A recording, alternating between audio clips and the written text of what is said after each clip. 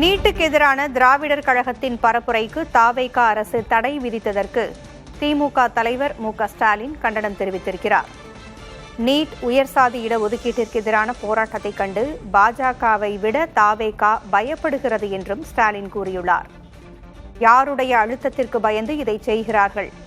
அடக்குமுறை அரசியலை கைவிட்டு கி. வீரமணியின் பரப்புரைக்கு அனுமதி வழங்க வேண்டும் என்று திமுகவின் தலைவர் மு.க.ஸ்டாலின் கூறியுள்ளார்.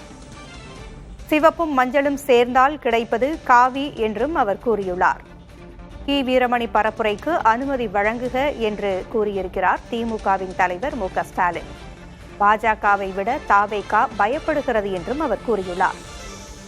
யாருடைய அழுத்தத்திற்கு பயந்து இதை செய்கிறார்கள் என்றும் கேள்வி எழுப்பியுள்ளார்.